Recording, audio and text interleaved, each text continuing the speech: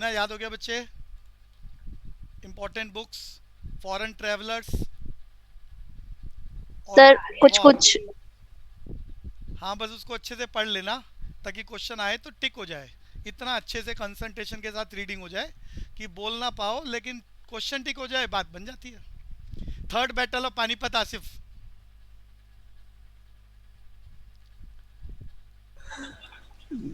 भैया 19। नहीं नहीं, अरे थर्ड बैटल ऑफ पानीपत बच्चे, 17। 17, 17, 61। 1761।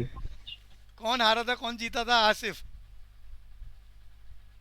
भैया हेमू हारा था, ए अकबर ए जीता था। बच्चे ये सर नादिर शाह अब्दाली जीता था और मुगल और मराठा आ रहे थे। भैया ये आसिफ गड़बड़ हो रही है, इसका मतलब पढ़ नहीं रहा आसिफ, रिवीजन नहीं कर रहा। कई बार डिस्कशन हो चुका है। सेकंड बैटल ऑफ पानीपत की बात थर्ड बैटल में कैसे लिखेगा बच्चे, सब गड़बड़ हो जाएगी। अरे साहू साहू मैंने बताया था। हिना, साहू किसका बच्चा था? सर शिवाजी के ग्रैंडसन। हाँ हाँ। अरे शिवाजी के बड़े बच्चे का नाम, अरे सामने लिखा भी हुआ है, स्लाइड में भी लिखा हुआ है। संभाजी। संभाजी। संभाजी। तो संभाजी 1680 में राजा बने थे। मुगल ने अटैक करा था, संभाजी मारे गए थे और 7 साल का बच्चा साहू गिरफ्तार हो गया था। और फिर छोटा भाई राजा राम गद्दी पर बैठा था। 1700 में डेथ हो गई थी। और फिर उनके छोटे बेटे, 4 साल के बेटे को गद्दी पर बिठा के ताराबाई ने, उनकी वाइफ ने, राजा राम की वाइफ ने रूल करा था। अरे याद आ गया था ये। Yes sir. आगे चलते हैं जी, कुछ इंपॉर्टेंट बातें भी जो सुनाई कहानी वो याद रखो जी। हिंदुस्तान में यूरोप से जो आए 4 कंट्रियां, सबसे पहला कौन आया दीपांशु?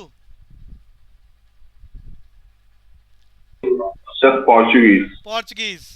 और किसने सी रूट ढूंढा था, नाम बताओ? Vasco da Gama. Vasco Vasco डिगा डिगामा इन वास्को डिगामा। 1498। अच्छा, famous governor, famous governor Portuguese में कौन था? टी से नहीं अल्फांसो डी अल्बुको अल्फांसो डी अल्बुकुर्की। और फर्स्ट गवर्नर कौन था? First governor Francisco de Almeida. Francisco de Almeida. बढ़िया बात जी। Surya Siddhanta, famous book written by Aryabhatta. Aryabhatta. जल्दी जल्दी बोलते चलो जी। उस जमाने में अरे एंशियंट बुक है, पंचतंत्र, रिटन बाय, पूरी क्लास, अरे सारे मिलके जवाब दे दो। अरे बताए। शर्मा। हाँ शर्मा सर। पूरा नाम, पेपर तो टिक हो जाएगा। पूरा नाम। सर वी से नाम है। हाँ, विष्णु शर्मा। तो विक्रम नहीं, विष्णु शर्मा। विष्णु शर्मा। शर्मा। तेनाली रामा ने जो फेमस बुक लिखी, कृष्णदेव राय के दरबार में थे ये, साउथ इंडिया में, पुस्तक का नाम? पांडुरंगा महात्यम। महात्म। बढ़िया जी। पतंजलि ने योग के बारे में, पोस्चर के बारे में, आसन के बारे में जो पुस्तक लिखी वो क्या नाम? महाभस्य। महाभाष्य। कश्मीर के बारे में पुस्तक लिखी गई, नाम बताओ? याद कराया था मैंने, क्वेश्चन आया हुआ है ये।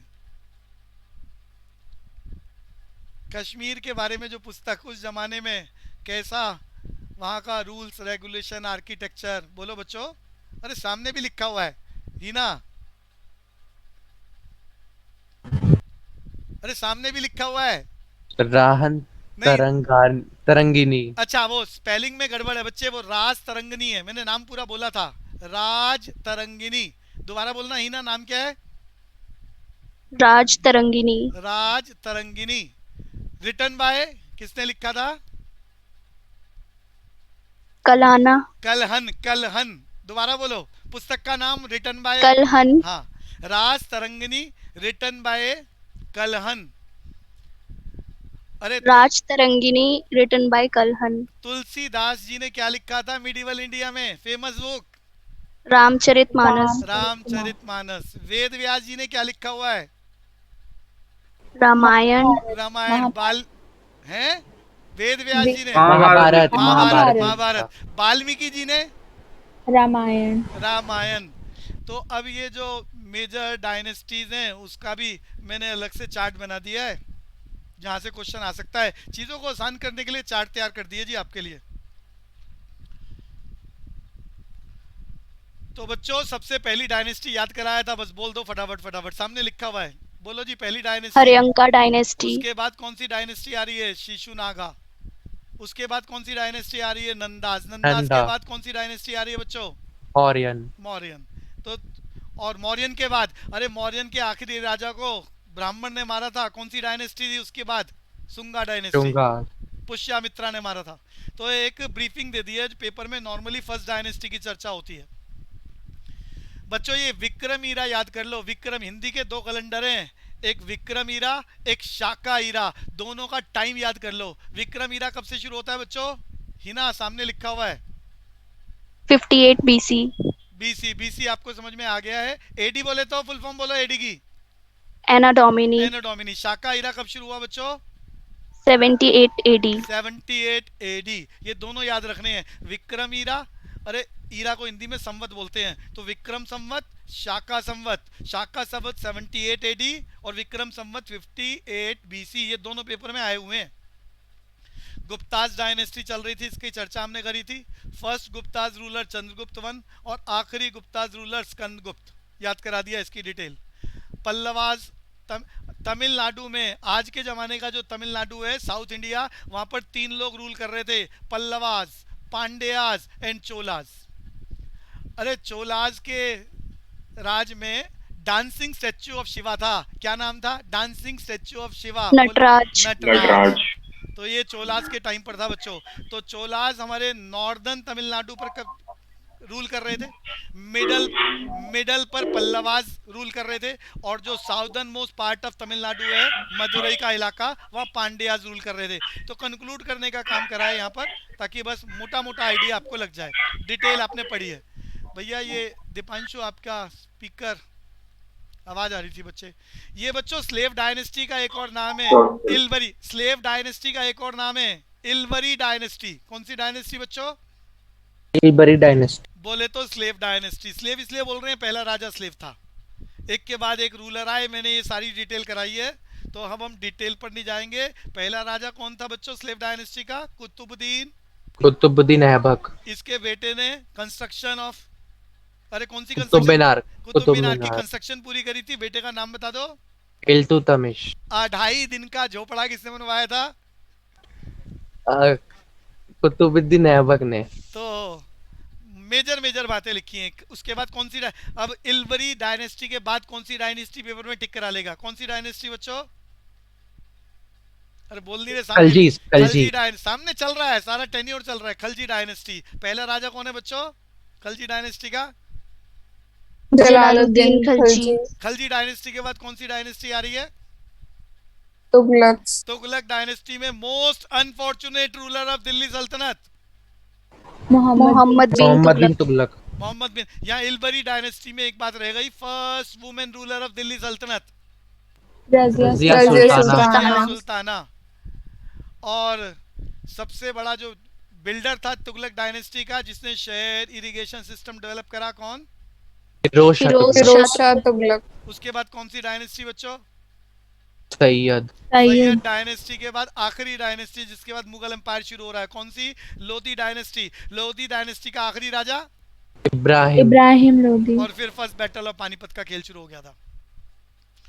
तो बच्चों फर्स्ट वार ऑफ इंडिपेंडेंस, अंग्रेजों ने हिंदुस्तान पे कब्जा कर लिया है। मैसूर में वार हुई। पहले टीपू सुल्तान, अरे टीपू सुल्तान के फादर का नाम बताओ, एच से। हैदर अली। हैदर अली की डेथ हो गई थी वॉर में।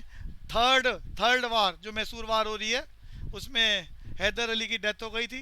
टीपू सुल्तान हारे थे। ट्रीटी हुई थी। ट्रीटी कहां पर हुई थी? मैसूर की कैपिटल, नाम बताओ जल्दी से। अरे ट्रीटी ऑफ एस से शुरू होता है, एस से पूरी क्लास। ट्रीटी ऑफ थर्ड वार। पहली और सेकंड वार में हैदर अली जीते थे।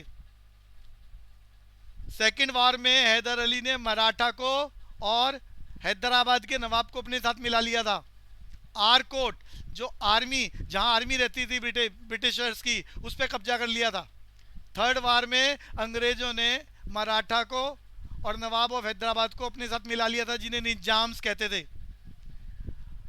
और यहाँ पर हैदर अली मारा गया।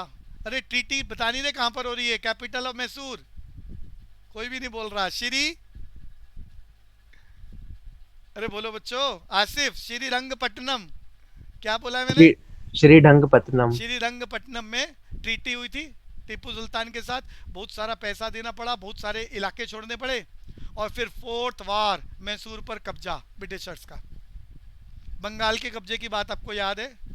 पहली लड़ाई कब हुई थी? Battle of Plassey. पूरी क्लास जल्दी जल्दी ईयर बोल दो जी बस। Battle of Plassey. अरे बोलो बच्चों। अनन्या? 1757। 1757। दूसरी लड़ाई कब हुई थी बंगाल में? 1764। क्या बोलते हैं उस लड़ाई को? Battle of Plassey. नहीं नहीं, बैटल ऑफ प्लासी तो 57 है बच्चे। हाँ 1764 में कौन सी लड़ाई हुई थी? पूरी class. Buxar. Battle of Buxar. और यहाँ 1772 में, 64 में जो बैटल ऑफ बक्सर है, उसके बाद डुअल सिस्टम आ गया था। अनन्या बताओगे कौन सा? Nizamat rights and Diwani rights. Nizamat rights and Diwani rights. सारी कलेक्शन की पावर्स अंग्रेजों ने ले ली थी, एडमिनिस्ट्रेशन हिंदुस्तानियों के ऊपर छोड़ दिया था। और यहाँ फिर एक्सप्लॉयटेशन के चलते 1772 Bengal captured by Britishers. Punjab की बात याद करा चुका हूँ। महाराजा रंजीत सिंह जी जब तक रहे, अच्छे रिलेशन और फ्रेंडशिप के चक्कर में महाराजा रंजीत सिंह ने क्या गिफ्ट करा था ब्रिटिशर्स को? बता दो बच्चों। कोहिनूर। कोहिनूर डायमंड दिया था। और उसके बाद पंजाब को भी अनेक्स कर लिया। बॉम्बे डाउरी में मिला था। किस कंट्री ने दिया था? कंट्री का नाम बता दो। पोर्चुगीज। पोर्तुगीज। जितनी भी फ्रांसीसीज और ब्रिटिशर्स के बीच में वॉर हुई, उस वॉर को क्या बोलते हैं technically? Carnatic war. Carnatic war. जो आखिरी वॉर हुई थी वो कहां पर हुई थी? वॉर ऑफ वांडीवॉश, जहां पर फ्रांसीसीज हार गए और ट्रीटी संधि हो रही है ब्रिटेन और फ्रांस के बीच में। कहां पर हो रही है? पेरिस के अंदर। पेरिस में ट्रीटी हो रही है। और उसके बाद उन्होंने, फ्रांसीसीज ने कह दिया अब हम यहाँ पर कब्जा नहीं करेंगे हिंदुस्तान में, बस जो इलाके हैं वो हमारे पास रहेंगे। कौन से इलाके फ्रांसीसीज ने अपने पास रखे थे? यनम, माहे, कराईकाल। कराईकाल। और ये हमने आज़ादी के बाद कब फ्रांसीसी से लिए थे बच्चों? 1954। पुर्तगीज का आज़ादी के बाद किस इलाके पे कब्जा रहा था? गोवा। कब आजाद कराया हमने? 1963। बच्चे 1961। और पुर्तगीज ने सबसे ज्यादा लंबे समय तक हिंदुस्तान में रूल करा, अप्रोक्सीमेट 450 इयर्स। वापस आ जाते हैं जी। तो हिंदुस्तान पे कब्जा हो चुका है, मेजर इलाकों पे कब्जा करा था। और बाकी राजाओं ने, छोटे छोटे सूबे होते थे, राजा थे, उन सब ने अनेक्सर साइन कर दिया था कि जो भी आप फरमान जारी करोगे हम आपके उस फरमान को एक्सेप्ट करेंगे। यहाँ बहुत सारे कारण रहे। फर्स्ट रिवोल्ट, देखो अंग्रेजों ने नाम दिया विद्रोह का।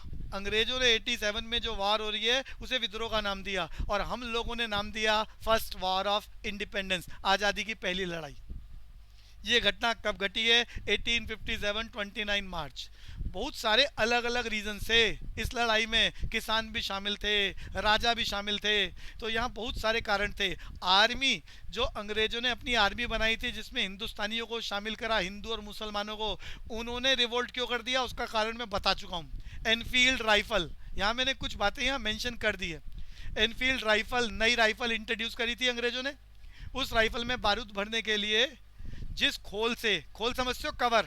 अनन्या, कवर, जिस कवर से बारूद निकाल के भरना होता था एनफील्ड राइफल में, उस खोल को किससे बनाया हुआ था? गाय और सुअर की चर्बी से। और हिंदू और मुस्लिम धर्म के खिलाफ है, तो उन लोगों ने बगावत कर दी थी इस बात को लेकर। मूवीज, अरे मूवी देखी है किसी ने मंगल पांडे? हाँ भैया। हाँ, तो कुछ आइडिया वैसा ही है वहाँ पर। तो यहाँ पर मंगल पांडे को मार दिया गया, तो फिर ये रिवोल्ट हो गया। मेरठ में आज भी आर्मी है। अरे आज भी अंग्रेजों ने उस जमाने में छावनी बना रखी थी मेरठ को, मिलिट्री बेस बना रखा था। अरे तुम्हारे करोलबाग में भी मिलिट्री बेस है, आपको मालूम है? अंग्रेजों का बनाया हुआ है, जहाँ पर हिंदुस्तान की आर्मी रहती है आजकल। अरे मालूम है? अरे कोई तो बोलो। आनंद पर्वत मिलिट्री स्टेशन। हाँ, पीछे मिलिट्री रोड है आज भी। युवराज मालूम है? मिलिट्री रोड है वहाँ पीछे, आर्मी एरिया। तो सरकार ने उस जमाने में, अंग्रेजों ने बना रखे हैं सारे मिलिट्री बेस, तो मेरठ में मिलिट्री बेस था, वहाँ से हमारे आर्मी के हिंदुस्तान में रहने वाले लोगों ने बगावत कर दी। वो चले नारा लगाते हुए, दिल्ली चलो का नारा लगाया। मेरठ से बच्चों 60 किलोमीटर का डिस्टेंस है, वॉक करते हुए आ गए और इन्होंने लाल किले पे कब्जा कर लिया। सेनापति कौन थे? जनरल बख्त खान। और राजा अनाउंस कर दिया बहादुर शाह जफर टू। याद हो गया बच्चों, बहादुर शाह जफर टू। और मुगल एम्पायर के जो सक्सेसर्स एक के बाद एक चल रहे हैं, तो बहादुर शाह जफर टू को राजा डिक्लेयर कर दिया। ये याद हो गया बच्चों? अनन्या? यस याद हो गया। हाँ जी, टॉपिक को आगे चला रहे हैं। तो अलग अलग रीजन से, मैं अब रानी लक्ष्मीबाई की बात करूं तो डलहौजी ने यहाँ पर एक विशेष प्रकार की स्कीम बनाई कि जितने भी राजा हैं, अरे हेरिडिटरी सिस्टम था, उनका बच्चा गद्दी पर बैठेगा, उनको राजा मान लिया जाएगा। तो जिन राजाओं की अपनी कोई संतान नहीं, मेल की बात हो रही है, मेल डोमिनेंट सोसाइटी, मेल नहीं होगा तो वो किसी भी दूसरे के लड़के को गोद ले लेता था। तो उन्होंने कहा भैया ये पॉलिसी अब नहीं चलेगी, अगर अपना बच्चा नहीं है तो वो इलाका अंग्रेजों की टेरिटरी में शामिल हो जाएगा। अनन्या, बात समझ में आ रही है? यस तो रानी लक्ष्मीबाई ने लड़का गोद लिया था और वो अंग्रेजों ने मना कर दिया था कि तुम्हारी टेरिटरी हमारी टेरिटरी। इस चक्कर में रानी लक्ष्मीबाई ने लड़ाई लड़ी थी। अरे याद आ रहा है बच्चों? बड़े सारे अलग अलग रीजन से राजाओं के वॉर करने के, पीजेंट्स के। दीपांशु, बात समझ में आ रही है बच्चे? Yes sir. हाँ जी। तो हिंदुस्तान में इस रिवोल्ट में अंग्रेजों ने नाम दिया विद्रोह का, हमने नाम दिया फर्स्ट वॉर ऑफ इंडिपेंडेंस। तो मैंने कुछ मेजर इलाके जिन पर हम लोगों ने कब्जा कर लिया था, अंग्रेजों से छीन लिए थे, वो कौन कौन से, बस ये याद करने वाला काम। दिल्ली पर कब्जा करा, राजा बनाया बहादुर शाह जफर टू, और आर्मी का चीफ कौन था? जनरल बख्त खान। कानपुर पे किसने कब्जा करा? नाना साहेब तात्या टोपे अजीमुल्ला खान। अरे नाम सुना है किसी ने? अरे जल्दी बोलो। नाना साहेब तात्या टोपे का नाम। हाँ, नाना साहिब तात्या टोपे अजीमुल्ला खान, तीनों ने मिलकर आर्मी बनाई, अटैक करा और कानपुर पे कब्जा हो गया इनका। लखनऊ में किसने कब्जा करा? बेगम हजरत महल ऑफ अवध एंड मौलवी अमादुल्ला खान, इन्होंने लखनऊ पे कब्जा कर लिया। झांसी पे किसका कब्जा हो गया बच्चों? ये तो सबको मालूम है, रानी लक्ष्मीबाई। रानी लक्ष्मीबाई। इनके बारे में एक पोयम है, अरे याद है? बचपन में पढ़ी होगी किताबों में, कोर्स में थी या नहीं थी? हाँ, तो आगे चलते हैं जी। बरेली पर कब्जा किसका हो गया? खान बहादुर खान। और बिहार में जगह आरा, यहाँ कब्जा हो गया कुंवर सिंह ऑफ जगदीशपुर। तो गिने चुने इलाकों पे ही कब्जा करा था। तो वो सारे इलाके किन किन लोगों ने कब्जा करा, किन किन एरिया में कब्जा करा, ये मैंने आपके लिए सामने स्लाइड में लिख दिया है। दीपांशु चले आगे। Yes sir. अब ये सारे इलाके अंग्रेजों ने जल्दी ही within a period of 1 year छीन लिए। सब जगह से भगा दिया इनको, या गिरफ्तार कर लिया, या उनको hang till the death. Delhi जल्दी ही रिकैप्चर कर दिया with in a few month. बच्चों ये तारीखें याद नहीं करनी। 1857 दिल्ली को वापस कब्जे में ले लिया अंग्रेजों ने। और उस वक्त आर्मी का हेड, ब्रिटिश आर्मी का हेड कौन था दिल्ली में? John Nicolson. कानपुर पे वापस कब्जा कर लिया कैम्पबेल ने। लखनऊ पे वापस कब्जा कर लिया कैम्पबेल एंड कॉलिन ने। झांसी पर अरे रानी लक्ष्मीबाई का, अरे कुछ पता चल, कुछ स्टोरी याद है? रानी लक्ष्मीबाई को गिरफ्तार नहीं कर सके, उन्होंने कसम खाई थी कि वो जिंदा या मुर्दा अपने आप को अंग्रेजों के हवाले नहीं करेगी। अरे मालूम है किसी को कुछ? अरे बोलते जाओ अनन्या। यस सर, उन्होंने आग लगा मर तो गई थी। रानी लक्ष्मीबाई ने कसम खाई थी कि वो जिंदा या मुर्दा अपने आप को अंग्रेजों के हवाले नहीं करेंगी। तो लड़ाई करीब करीब हार रहे थे, तो रानी लक्ष्मीबाई ने एक हट में आग लगा के उसमें कुछ, अरे सती वाला सिस्टम समझते हो ना, उसमें ही सती हो गई थी, मतलब जिंदा अपने आप को जला दिया था। भैया वो सती 1829 दिखा रहा है गूगल पे भी। अच्छा, जो भी दिखा रहा है ठीक है, वो तैयार कर लेना। तो ह्यूज रोज ने झांसी पर कब्जा कर लिया, लेकिन रानी लक्ष्मीबाई को गिरफ्तार नहीं कर सके। आरा पर कब्जा कर लिया विलियम टेलर ने। तो इस सारे इलाके जल्दी अंग्रेजों ने वापस अपने कब्जे में ले लिए। ये सब एकजुट नहीं थे, यूनाइटेड नहीं थे, अलग अलग रीजन से जिन्होंने कब्जा करा और जल्दी अंग्रेजों ने कैप्चर कर लिया। अब ये जो बहादुर शाह टू, अब दिल्ली पर बहादुर शाह जफर टू का कंट्रोल था, तो दिल्ली को छीन लिया जॉन निकोलसन ने और इनको गिरफ्तार करके, अरे कहाँ भेजा था, बात बताई थी मैंने, रंगून। वहाँ इनकी डेथ हो गई, जेल में ही कब्र बनी हुई है 1862 में। और इनके बच्चों मैंने बताया था बहादुर शाह जफर रोड पर hang till death. Nana Saheb और बेगम हजरत महल भाग गए, कहाँ भाग गए, हिना, नेपाल। नेपाल। रानी झांसी लक्ष्मीबाई कहाँ डेथ हो गई, बैटलफील्ड में ही। तात्या टोपे को गिरफ्तार कर लिया और फांसी की सजा सुना दी गई। तो मेजर लीडर्स जिनका पार्टिसिपेशन था उनके बारे में लिख दिया मैंने। कौन कौन से इलाके हिंदुस्तान के अंग्रेजों से वापस छीन लिए थे वो मैंने डिटेल बता दी। और अब शुरू हो रहा है इंडियाज अवेकनिंग। अरे हिंदुस्तान में अंग्रेजों ने ऐसा एजुकेशन सिस्टम इंपोज करा जिससे हिंदुस्तान में लोगों को क्लर्क बनाया जा सके। अरे किसने इंपोज करा था बताओ, मैंने एजुकेशन पॉलिसी नाम याद कराया था बच्चों। स्वामी विवेकानंद। नहीं, अरे नहीं विवेकानंद, अरे स्वामी विवेकानंद की बात नहीं हो रही। एजुकेशन पॉलिसी किसकी वजह से आई है, किस अंग्रेज ने बनाई थी, दीपांशु? स्वामी, हाँ सर ग्रिगोरियन पॉलिसी जो थी है जी, इसने बनाई थी सर। हाँ ग्रिगोरी, सॉरी कुछ नहीं सर, वो सर बनाई थी।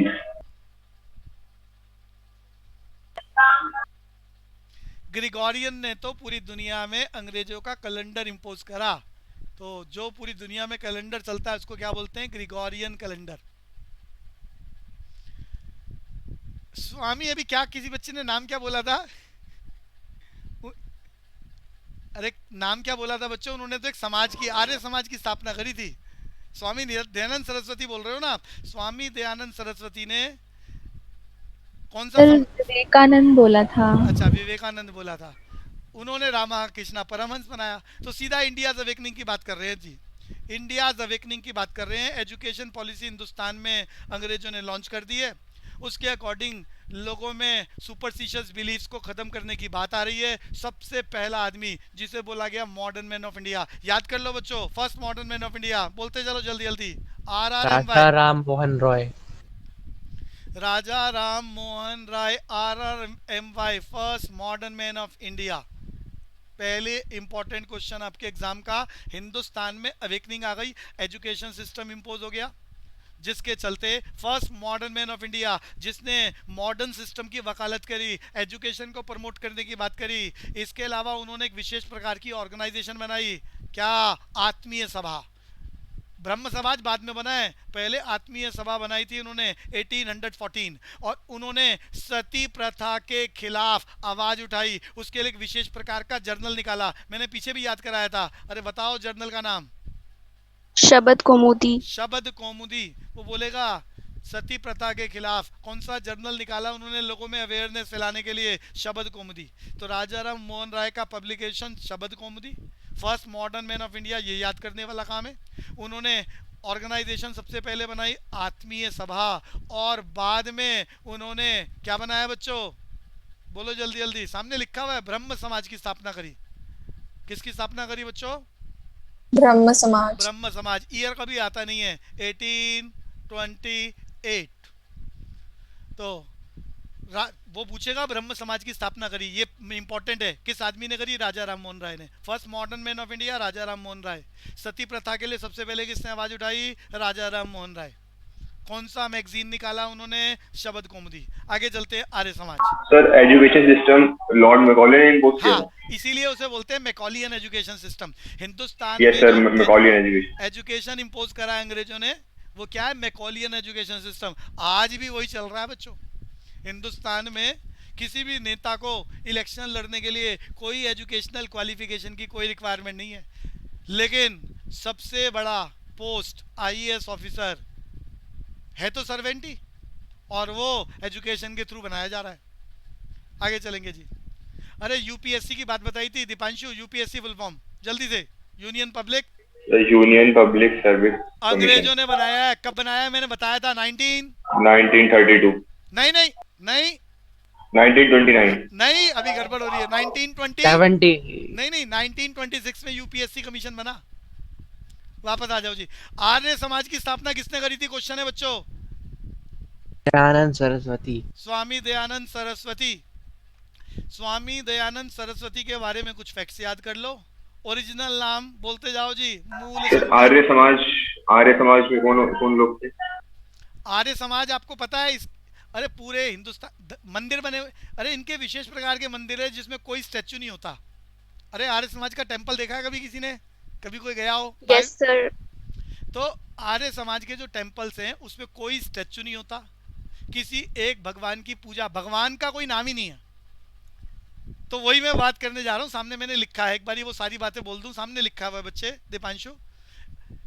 तो आर्य समाज की स्थापना किसने करी थी? अरे जल्दी बोलो नाम। आर्य समाज की स्थापना किसने करी थी? स्वामी दयानंद सरस्वती। उनका ओरिजिनल नाम मूल शंकर। पैदा कहाँ हुए थे? गुजरात में। कब पैदा हुए? 1824। उन्होंने कहा अरे हिंदुस्तान में ना 33 करोड़ देवी देवता इकट्ठे हो गए थे, जिसके चक्कर में सारे लोग आपस में लड़ते रहते थे कि मेरा वाला धर्म महान है, तेरा वाला कमजोर है। अरे बात समझ में आ रही है? हाँ भैया। 33 करोड़ देवी देवताओं के चक्कर में लड़ाई झगड़ा, एक दूसरे को ऊंचा दिखाना, नीचा दिखाना, मेरा वाला सुप्रीम है, तेरा वाला कमजोर है, ऐसी चर्चाएं चलती थी। तो आर्य समाज, इन्होंने एक ऑर्गेनाइजेशन बनाई और कहा इन सारे भगवानों के चक्कर में लड़ाई झगड़ा करना बंद करो, go back to original book. बोले तो वेदास। उन्होंने कहा गो बैक टू वेदास। जब ओरिजिनली जो शुरू हुआ था वहीं पर वापस चले जाओ, बीच में से सारी चीजें खत्म कर दो, गो बैक टू वेदास, ये इनका नारा था। इन्होंने एक विशेष प्रकार की पुस्तक लिखी। नाम क्या थी? फेमस पुस्तक है बच्चों इनकी, अरे जल्दी बोलो। सत्यार्थ प्रकाश। ये नाम, एक किताब याद रखना, सत्यार्थ प्रकाश, रिटन बाय स्वामी दयानंद सरस्वती। तो क्वेश्चन बहुत सारे तैयार हो गए। आर्य समाज की स्थापना किसने करी? स्वामी दयानंद सरस्वती। उन्होंने फेमस पुस्तक लिखी सत्यार्थ प्रकाश। उन्होंने सिंगल एनर्जी की बात करी थी, मतलब सारे भगवानों का खंडन करा था। गो बैक टू वेदास की बात बोली थी। गुजरात में पैदा हुए थे। ओरिजिनल नाम मूलशंकर। हिंदुस्तान में और पाकिस्तान में जितने भी डीएवी स्कूल से, अरे नाम सुना है डीएवी स्कूल? जल्दी बोलो भाजी। हाँ भैया। ये सारे डीएवी स्कूल स्वामी दयानंद के कहने से हिंदुस्तान के जो अमीर लोग हैं उनको इकट्ठा करा स्वामी दयानंद सरस्वती ने, और उन्होंने कहा एजुकेशन को प्रमोट करने के लिए, लोगों में अवेकनिंग लाने के लिए स्कूल्स बनाओ, उसकी ब्रांचेस बनाओ। आज भी हिंदुस्तान और पाकिस्तान में डीएवी फाउंडेशन काम करता है। अरे बात समझ में आई? हजारों लाखों स्कूल्स हैं। सबको क्लियर बच्चों? अनन्या, डीएवी स्कूल इन्हीं की वजह से शुरू हुए थे। Yes sir. और उन्होंने एक विशेष प्रकार का मूवमेंट चलाया, जिस मूवमेंट को क्या बोलते हैं? शुद्धि मूवमेंट। क्या बोलते हैं बच्चों? शुद्धि मूवमेंट। अच्छा, आर्य समाज की जो फिलॉसफी है ना वो किस पर बेस्ड है? हवन पर बेस्ड है। अरे फायर एल्टर समझते हो ना, हवन कुंड। हाँ भैया। इनके जितने भी वो टेम्पल्स होते हैं ना, उन टेम्पल में कोई स्टैचू कुछ नहीं होता, बस वो हवन कुंड वाली जगह होती है। हवन कुंड समझते हो बच्चों? हवन कुंड। हाँ भैया। बस Yes, sir. हवन कुंड होते हैं और बस वहां जाके अरे कुछ क्या बोलते हैं? समिधा। अरे जो उसमें डाला जाता है ना अग्नि के अंदर, उसको ये क्या बोलते हैं? समिधा। क्या बोलते हैं? अरे खाली घी की बात नहीं कर रहा, अरे घी और जो भी सामान वो डालते हैं उस सबको ये क्या बोलते हैं अपनी भाषा में? समिधा बोलते हैं। और फिर वो कुछ मंत्र वगैरह, कुछ लैंग्वेजेस बोली जाती, कुछ शब्द बोले जाते हैं। तो बस आर्य समाज में यही जो मंदिर हैं उनमें यही होता है, मंत्रों का उच्चारण और हवन वगैरह करना। गो बैक टू वेदास की बात करी थी, शुद्धि मूवमेंट की बात मैं बता रहा था। तो मुगल एम्पायर के टाइम पे हिंदुस्तान में विशेष प्रकार का नॉन मुस्लिम टैक्स इंपोज हुआ था। जल्दी नाम बता दो। जिजिया। इस जिजिया के इम्पोजिशन के बाद बहुत से लोगों ने इस टैक्स से बचने के लिए, गरीब लोगों ने धर्म परिवर्तन कर लिया और मुसलमान बन गए। तो स्वामी दयानंद सरस्वती ने बोला कि अगर वापस अपनी ओरिजिनल फॉर्म में आना चाहो तो हमारे पास आ जाओ, हम वो हवन कुंड के आसपास बिठाएंगे, मंत्रोच्चारण करेंगे और आपको वापस बना देंगे हिंदू।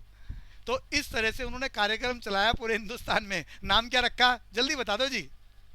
शुद्धि मूवमेंट। तो कुल मिला के आर्य समाज की बातें खत्म हो गई जी। अरे याद हो भैया? गया? हाँ बोलो भैया, हवन कुंड से एयर प्योरीफाई होता है क्या? देखो अगर मैं कुछ देखो, कुछ चीजें ऐसी होती हैं जिसमें नाम सुना है कपूर का? कपूर। हाँ हाँ Yes, sir. sir. Camphor. भैया कुछ चीजें ऐसी हैं जिनको जलाने से ना एयर प्योरीफाई होती है, बात बिल्कुल सत्य है।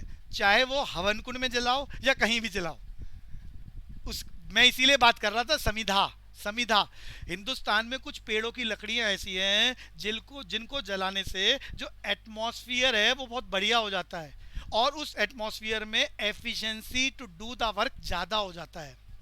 तो वो सारी लकड़ियों का चूरा और घी और कपूर, ऐसी चीज़ों को क्या बोला जाता है? समिधा। अब वो हवन कुंड में जलाया जाए या कहीं भी जलाया जाए, कहीं भी जलाया जाए, तो वो एनवायरनमेंट को प्योरीफाई करती हैं जी। मेरा तो आंखें क्यों जलती है? है जी? मेरा तो उस टाइम आंखें क्यों जलती है? नहीं नहीं, आंखें उस समिधा की वजह से आंखें नहीं जलेंगी जी, कपूर से आंखें कहाँ जलती है बच्चे? अगर कपूर ओरिजिनल हो तो। आजकल तो भैया प्योरिटी भी अपने आप में झंझट है ना, कपूर बाजार से लेने जाओ उसमें दुनिया भर के केमिकल मिले होते हैं।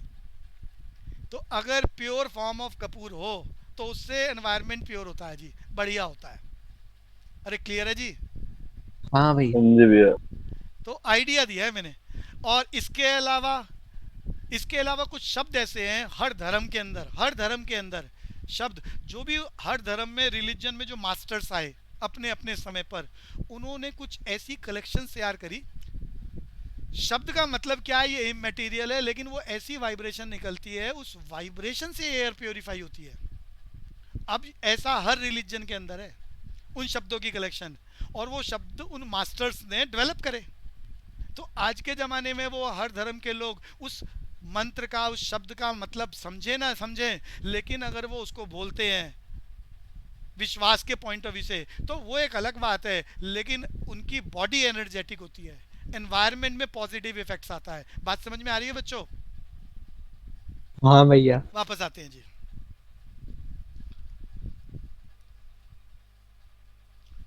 तो बात कर रहे थे आर्य समाज किसने बनाया बच्चों? फाउंडर ऑफ आर्य समाज नाम बोलते जाओ।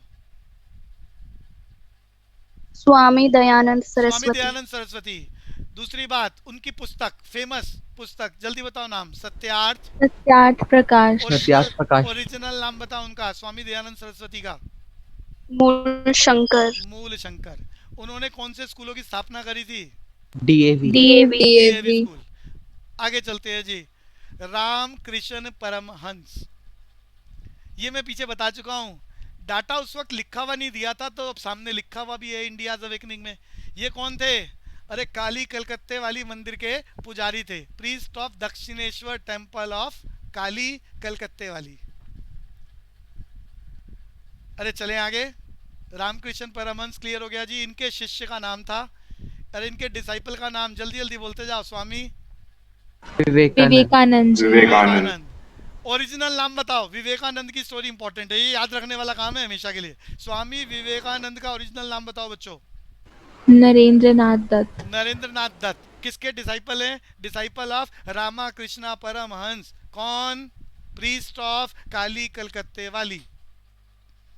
अरे क्वेश्चन याद आ रहा है यहाँ पर। अरे सबसे पहले हिंदुस्तान में जो मेट्रो बनी, मेट्रो वो कहाँ पर बनी थी? दिल्ली में। नहीं नहीं नहीं नहीं, कोलकाता। कोलकाता में। कोलकाता। कोलकाता में बनी थी।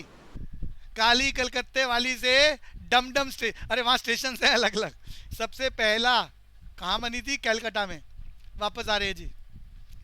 तो नरेंद्र नाथ दत्त पैदा कहाँ हुए थे? कलकत्ता में। Disciple of Rama Krishna Paramahansa. इन्होंने एक विशेष प्रकार की ऑर्गेनाइजेशन बनाई, मैं सबको याद करा चुका हूँ। अरे इन्हों की ऑर्गेनाइजेशन का नाम बताओ। अरे अपने गुरु के नाम से बनाई थी, रामा कृष्णा परमहंस मिशन। ये बच्चों क्लियर हो गया? अरे नाम बताओ ऑर्गेनाइजेशन का, रामा कृष्णा परमहंस मिशन। इस मिशन का काम क्या था? दो तरह के काम थे। एक एजुकेशन को प्रमोट करना, इन्होंने हिंदुस्तान में स्कूल खोले, और दूसरा इन्होंने हेल्थ इंफ्रास्ट्रक्चर को बूस्ट करने के लिए बहुत काम करा इस मिशन ने, रामा कृष्णा परमहंस मिशन। उस जमाने में टीबी की बीमारी बड़ी खतरनाक चल रही थी। गांव के गांव, अरे टीबी समझ में आता है? ट्यूबरक्लोसिस की बीमारी। 4 को वो लेके जाते थे गांव वाले शमशान घाट, वापस आते थे 10 इंतजार कर रहे होते जाने के लिए। 10 को लेके जाते थे, 20 वेट करते थे, पूरे के पूरे गांव साफ होते थे। ट्यूबरक्लोसिस। अरे आपको मालूम है ट्यूबरक्लोसिस छुआछूत की बीमारी, सार्स? अरे जल्दी जल्दी बोलो बच्चों, सार्स की फुल फॉर्म बोलो, Ananya, SARS. Severe acquired respiratory syndrome. Yes, अरे आजकल जो कोरोना है उसको भी कहा जा रहा है वो सार्स की बीमारी है। तो ये टीबी की बीमारी भी ऐसी है। तो भैया इसकी प्रोटेक्शन के लिए रामाकृष्णा परमहंस मिशन आज भी पूरे हिंदुस्तान में हर इलाके में मिशन काम करता है और टीबी से बचाने का रोल प्ले कर रहा है और एजुकेशन के लिए काम करा। ये किसने बनाया था? सर टीवी भी सार्स में आती है? दोबारा बोलना जी। दीपांशु क्या बोला है? टीवी? दीपांशु? सार्स में आती है टीवी, सार्स में हाँ आती है TV। बिल्कुल जी। अगर एक आदमी को इन्फेक्शन हो जाए तो वहां से दूसरे आदमी में ट्रांसफर होता है, ये भी ट्रांसफर होता है, एमिट होता है। क्लियर है बच्चे? अरे Yes, sir. अब तो कोरोना के बारे में तो सिम्टम्स आपको मालूम है, एक व्यक्ति इन्फेक्टेड हो तो उसको वो दूसरे कमरे में भेजने की बात करते हैं उसके। अरे अरे हम आजकल नाक पे अपने, अरे सबको ही मालूम है, घर से बाहर निकलो गाड़ियों में जाओ तो चालान कट रहे हैं, तो ये क्या है? सार्स की बीमारी है ना, बिल्कुल ऐसे ही तब भी होता था। अरे क्लियर है बच्चों? अच्छा ओके, यस। तो नरेंद्र नाथ दत्त ओरिजिनल नाम, स्वामी विवेकानंद के मिशन का नाम क्या है बच्चों जो उन्होंने बनाया था? रामाकृष्णा परमहंस मिशन। और एक और इम्पोर्टेंट बात जो मैंने आपको बचपन में याद कराई थी, इन्होंने, ये पूरी दुनिया में फेमस हो गए थे। अरे उसका कारण क्या था? पूरी दुनिया में धर्म की बैठक हुई। अरे धर्म समझते हो? Parliament of religion. पूरी दुनिया के सारे प्रोमिनेंट धर्म के जो धर्म को रिफ्लेक्ट करने वाले लोग थे उन सबको बुलाया गया पूरी दुनिया से। कहाँ कॉन्फ्रेंस हुई थी? मैंने याद कराया था बचपन में आपको, शिकागो में कॉन्फ्रेंस हुई थी। अनन्या कब हुई थी? 1893 में शिकागो में कॉन्फ्रेंस हो रही थी धर्म को लेकर। पूरी दुनिया की कंट्रियों ने पार्टिसिपेट करा था। इंडिया से पार्टिसिपेट करने का मौका किसको मिला था? स्वामी विवेकानंद को। और उन्होंने वहां पर जो धर्म के बारे में बोला, पीछे युवराज ने पूछा था भैया क्या बोला, तो लोगों को बड़ा लगा कि भैया हिंदुस्तान जो इतने सालों से गुलाम है और उनका धर्म ऐसा है, जो भी उन्होंने शब्द बोले। तो इसके अलावा याद करना है, स्वामी विवेकानंद ने लोगों में अवेयरनेस लाने के लिए कौन सी पुस्तकें निकाली? प्रबुद्ध भारत एंड उद्बोधना। हिना दोबारा बोल दो दोनों नाम। प्रबुद्ध भारत और उद्बोधना। उद्बोधना, प्रबुद्ध भारत इंग्लिश में, ये पेपर में नहीं पूछेगा कौन सी लैंग्वेज में। प्रबुद्ध भारत इन इंग्लिश एंड उद्बोधना इन बंगाली। दीपांशु दोबारा बोल दो स्वामी विवेकानंद के दो पब्लिकेशन क्या?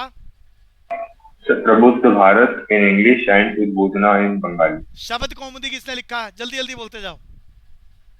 शब्द कौमुदी राजा राम मोहन रॉय। राजा राम मोहन। सत्यार्थ प्रकाश, सत्यार्थ प्रकाश।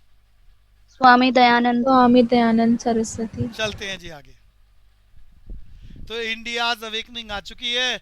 अब यहाँ इंडियन नेशनल कांग्रेस बनाई जा रही है। मैं आपको याद करा चुका हूँ फाउंडर कौन था। एक अंग्रेज था। अंग्रेज को लगा कि हिंदुस्तान में अंग्रेजों के खिलाफ जो ये आक्रोश हो रहा है, अरे हिंदी समझ में आती है? आक्रोश, लोगों में अंग्रेजों के खिलाफ जो भावनाएं डेवलप हो रही हैं, जगह जगह छोटे छोटे लोग रिवोल्ट कर रहे हैं, तो वो बातें अंग्रेजों तक आ जाएं, उसके लिए एक अंग्रेज ने एज ए सेफ्टी वॉल्व, ताकि हिंदुस्तानियों की बातें अंग्रेजों को पता चल जाए और वक्त रहते चीज़ों को सप्रेस किया जा सके, तो ए.ओ. ह्यूम्स ने हिंदुस्तान के सारे प्रोमिनेंट लीडर्स को इकट्ठा करा। कहाँ इकट्ठा करा? तेजपाल संस्कृत पाठशाला। कहाँ पर? मुंबई में। पूना है एग्जैक्ट जगह ये। इकट्ठा करा और यहाँ पर इंडियन नेशनल कांग्रेस फॉर्म कर दी। इलेक्शन कराया गया, एक आदमी को हेड बनाया गया जिसे बोला गया president of Indian National Congress. तो याद कर लो, मुंबई नहीं है, नेट पे भी मुंबई लिखा है। बस ठीक है पूना है। हाँ मुंबई याद कर लो जी। एक्चुअली में अलग अलग हिस्ट्री की बुक्स हैं, किसी बुक में पूना लिखा हुआ है, जिस बुक से मैंने डाटा बनाया है उसमें बॉम्बे लिखा हुआ है, तो वो मैंने यहाँ मेंशन कर दिया है।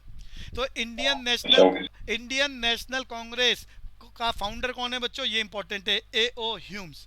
ये आईएनसी ऑर्गेनाइजेशन क्यों बनाई गई? अंग्रेजों ने बनवाई और उसका कारण था एज ए सेफ्टी वॉल्व, कि ये हिंदुस्तान में जो प्रोमिनेंट लीडर्स हैं ये क्या कहना चाह रहे हैं, उनकी बातें अंग्रेजों तक आ जाएं और अंग्रेज उसके अकॉर्डिंग चीज़ों को चेंज कर सकें। तो फाउंडर कौन है? A.O.. Hume's. Indian National Congress कब बन रही है? ईयर आता है बस पेपर में, 1885। और पहली बार इलेक्शन हुआ और प्रेसिडेंट, हर साल यही काम होता था, सारे नेता इकट्ठे होते, इलेक्शन होता, एक आदमी को प्रेसिडेंट बनाया जाता, एजेंडा फिक्स होता कि हम पूरे साल क्या क्या करेंगे, और उसके बाद ये मीटिंग डिसॉल्व हो जाती। तो first president of Indian National Congress याद करा चुका हूं, WC बनर्जी। फाउंडर कौन है? एओ ह्यूम्स। आईएनसी कब बन रहा है? 1885।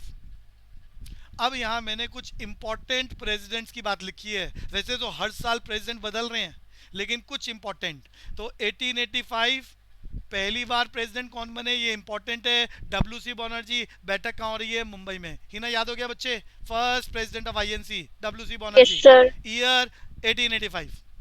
हिंदुस्तान में देखो 86 में भी बने हैं, 87 में भी बने हैं, लेकिन पेपर में सेकंड वाला कभी नहीं आएगा। पेपर में आएगा इंडियन नेशनल कांग्रेस में पहला प्रेसिडेंट जो अंग्रेज बना, first British president of Indian National Congress, वो कब बने? 1888 में। एक अंग्रेज को आईएनसी ने अपना प्रेसिडेंट बनाया, जॉर्ज यूले। सेशन कहाँ चला था? इलाहाबाद में। अनन्या क्लियर हो गया? George Yule first British president of Indian National Congress. Clear हो गया? Yes, sir. इसके अलावा कुछ जो फेमस पर्सनैलिटीज है, मैंने उनकी बातें यहाँ लिखी हैं। 1893 में हर साल इलेक्शन हो रहा है, हर साल प्रेसिडेंट एक साल के लिए चुना जा रहा है, सीधा 88 के बाद इंपॉर्टेंट हैपनिंग। अरे सबने याद करा है दादा भाई नौरोजी को क्या बोलते थे? निक नेम ऑफ दादा भाई नौरोजी, जल्दी बोलो जी। द ग्रैंड,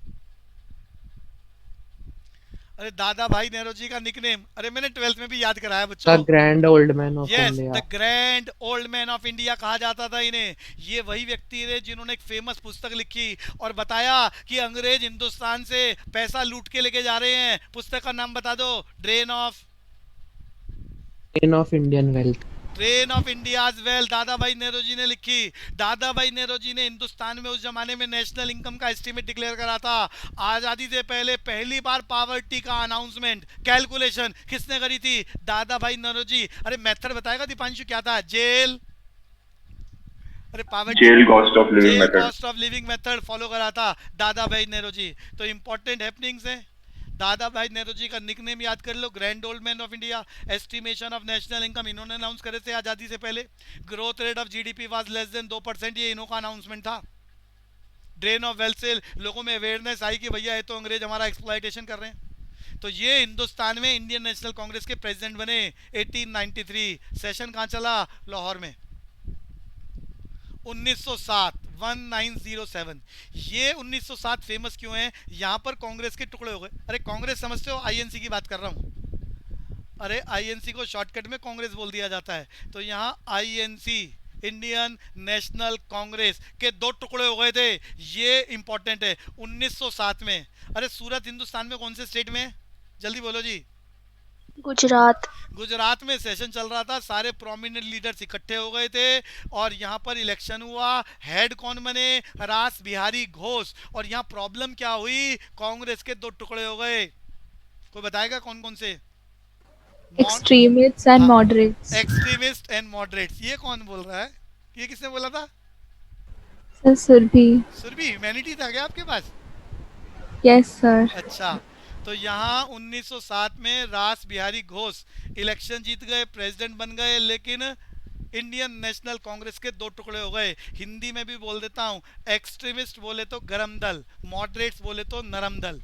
नरम दल एक्चुअली में नरम दल का अरे नरम दल का मतलब क्या, मॉडरेट्स का मतलब क्या? ये लोग बस साल में एक बार इकट्ठे होते 2-4-5 दिन के लिए, इलेक्शन करते, इलेक्शन में एक प्रेसिडेंट चुनते और अंग्रेजों के लिए मुद्दा तैयार करते कि हिंदुस्तान के लोगों को क्या समस्या है, और सिर्फ लेटर्स के द्वारा अंग्रेजी हुकूमत को, गवर्नर जनरल एंड वाइसरायज को अपील करते कि माय लॉर्ड ये हमारे इलाकों में समस्याएं हैं और इनको आप सॉल्व कर दो। बस इतना काम करते थे, इसीलिए इन्हें क्या बोला जा रहा है? नरम दल, मॉडरेट्स। दीपांशु बात समझ में आ रही है? आसान भाषा में बोल रहा हूँ, मॉडरेट्स। Yes sir.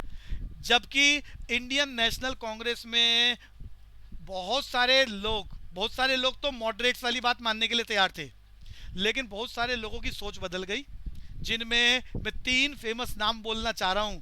लाल, बाल, अरे बोलो, Pal. Lala Lajpat Rai from Punjab, Bal Gangadhar Tilak from Maharashtra and Bipin Chandra Pal from Bengal. ये सारे एक्सट्रीमिस्ट थे।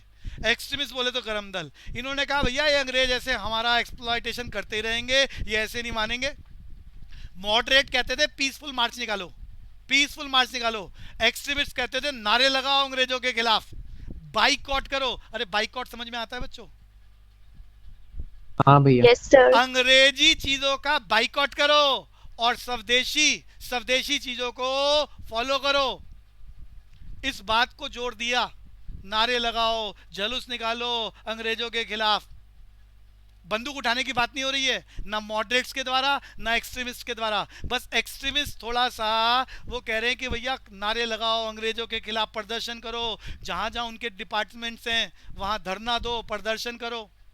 स्वदेशी मूवमेंट की बात करी इन्होंने, अंग्रेजी चीज़ों की बाइकआउट करो, अंग्रेजी जॉब्स जितनी भी हैं वो सारी छोड़ दो, स्कूलों में जाना छोड़ दो, कॉलेज में जाना छोड़ दो। अरे बात समझ में आ रही है बच्चों? तो दो कांग्रेस में जो लोगों की सोच थी वो दो भागों में बट गई और लोग डिवाइड हो गए। तो आईएनसी स्प्लिट वेरी इंपॉर्टेंट। कब घटना घट रही है? 1907। प्रेसिडेंट कौन इलेक्ट हो रहे हैं? रास बिहारी घोष। घटना कहाँ घट रही है? सूरत के अंदर। आगे चलते हैं, इसीलिए डाटा लिखा है। 1917 एनी बेसेंट।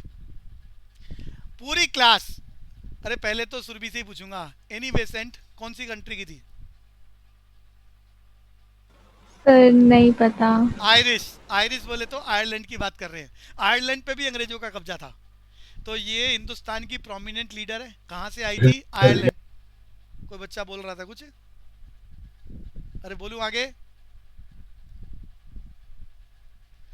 बच्चों 6 साल कैद में रहकर, जेल में रहकर बाल गंगाधर तिलक वापस आ गए। जेल का नाम मांडले जेल। 6 साल कैद में रहकर वापस आ गए। 1917 की बात हो रही है, 1917। और यहाँ हिंदुस्तान में प्रोमिनेंट लीडर जो आयरलैंड से आए थे कौन है? Mrs Annie Besant. Any Besant ने, कोलकाता में सेशन हो रहा है बच्चों, कोलकाता में सेशन हो रहा है इंडियन नेशनल कांग्रेस का। इलेक्शन कैंपेन में प्रेसिडेंट किसको बनाया गया? मिसेस एनी बेसेंट को। ये याद हो गया? Annie Besant. Annie Besant Ireland से आई थी। इन्होंने हिंदुस्तान में प्रेसिडेंट बनने के बाद विशेष प्रकार की मुहिम चलाई जिसे क्या बोलते हैं? Home rule movement. जल्दी बोलो, मैंने क्या बोला है? Home rule movement. Home rule. हम अपन, हिंदी बोल देता हूं, हम अपना, अंग्रेजों को ये नहीं कह रहे तुम भाग जाओ, अंग्रेजों को कह रहे हैं हम अपना शासन खुद चलाएंगे। हमारे यहाँ इलेक्शन होंगे, इलेक्शन में हम अपने हिंदुस्तानी किसी आदमी को चुनेंगे और वो हमारा यहाँ का एडमिनिस्ट्रेशन चलाएगा। ऐसा मूवमेंट चलाया, होम रूल मूवमेंट। किसने शुरू करा था? एनी बेसेंट ने। किसके साथ मिलकर? बाल गंगाधर तिलक से। अभी अभी जेल से आए थे 6 साल बाद। कौन सी जेल से छूटे थे? अरे नाम बताओ, भी मैंने बताया, फेमस जेल। अरे कहाँ गए? अभी तो नाम याद कराया, मांडले जेल। कौन सी जेल से छूटे थे? मांडले जेल। मांडले जेल से। तो बच्चों दो लोगों ने होम रूल मूवमेंट चलाया पूरे देश में, बाल Gangadhar Tilak and Annie Besant. बाल गंगाधर तिलक ने पूरे महाराष्ट्र को कंट्रोल करा। होम रूल मूवमेंट पूरे महाराष्ट्र में किसने लीड करा? जल्दी बोलो, भी मैंने नाम बताया, Bal Gangadhar Tilak. And rest of India home rule movement किसने लीड करा? एनी बेसेंट ने। ये क्लियर हो गया बच्चों? दीपांशु? Yes sir. आगे चल रहे हैं। देखो महात्मा गांधी, एक्टिव पॉलिटिक्स 1924।